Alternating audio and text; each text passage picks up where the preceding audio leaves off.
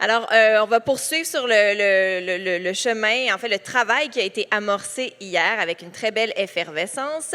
Et pour vous aligner un peu sur les objectifs de la journée, donc j'ai le plaisir d'accueillir Sophie Pétré qui va vous dire tout ce qui vous attend aujourd'hui. Merci beaucoup. Bonjour, bon matin. Bonjour à tous et à toutes. Bonjour à ceux qui étaient là hier, à celles qui étaient là hier, à celles et ceux qui nous rejoignent aujourd'hui également.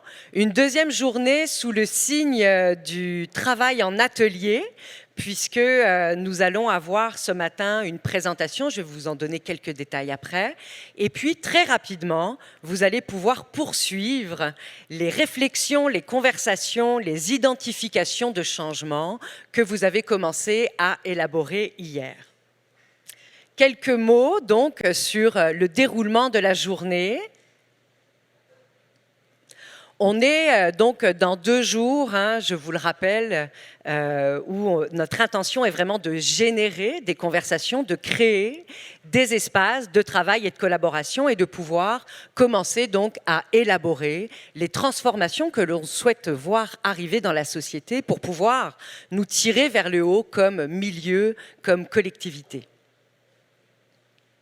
Il va y avoir, comme hier, des ateliers qui vont se dérouler donc dans différents espaces. On va bien sûr vous le rappeler un petit peu plus tard. Il va y en avoir 2 qui vont se tenir ici dans la grande salle, un autre qui va se tenir dans la salle juste en amont dans le couloir et un autre atelier qui va se dérouler sur la salle du toit, la fameuse terrasse sur laquelle on va pouvoir également ce soir célébrer la clôture de cette journée.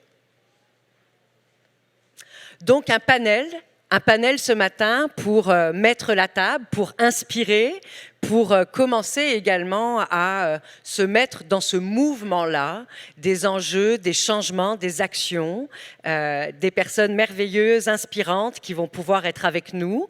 Émilie va vous les présenter tout à l'heure. Vous pouvez également voir leur nom ici. Et tout de suite après, un atelier thématique, donc autour des chemins de changement, des chemins à long terme, moyen terme.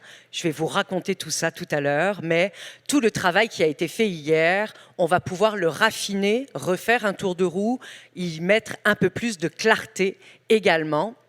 Vous allez avoir une pause autogérée, comme on dit dans mon jargon, pendant cet atelier-là. Et on va se retrouver en fin de matinée, dès 11h40, dans cette salle, pour prendre le pouls déjà de ce qui se sera passé pendant cet atelier et également pouvoir vous donner la suite des choses, puisque après votre dîner, dès 13h30, vous irez directement dans un atelier en après-midi, qui va nous amener jusqu'à 15h15. J'aime dire les heures parce que je sais que vos horaires sont chargés et que souvent ça vous aide à vous organiser dans votre journée. Donc on aura une pause et à 3h30 environ, on se retrouvera ici pour partager nos révélations, qui sait, nos changements, nos décisions, nos choix. Et puis, on pourra clore ces 2 jours d'atelier en s'arrimant à l'ensemble du chantier avec tout ce qui s'en vient à l'automne, où le travail va encore prendre plus de profondeur. Est-ce que ça va jusque-là? Pour vous? Parfait.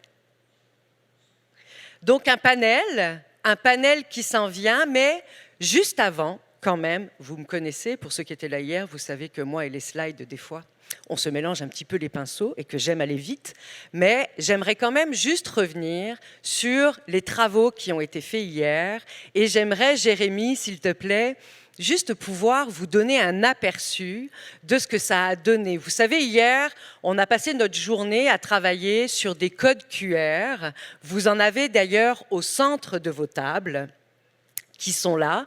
Et ça a donné de nombreux changements. Vous avez ici les changements, les propositions de changements qui ont été faites au niveau des conditions de travail. Et il y en a un autre que j'avais envie aussi de vous partager sur formation et développement des compétences. C'est 2 des 4, juste pour vous donner une idée de ce que ça a généré comme conversation et comme résultat. On va enchaîner avec le panel Et juste après ce panel-là, je vais vous inviter à prendre le temps de scanner les codes QR qui sont sur le centre de votre table et on prendra le temps d'identifier nos coups de cœur. Mais je vous en ai déjà trop dit. Pour le moment, je vais repasser la parole à Émilie pour qu'elle puisse introduire nos invités et sans plus attendre, entendre ce panel. Je vous souhaite une excellente journée. Merci d'être encore parmi nous aujourd'hui et je vous dis à tout à l'heure.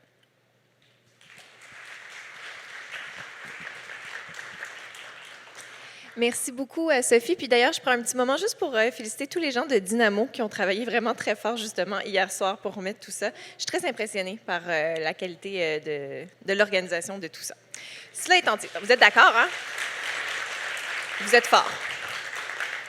Alors, c'est le moment de répondre à cette question qu'on se pose tous. On est ici justement pour y réfléchir. Comment améliorer de façon significative les conditions de travail dans le milieu culturel?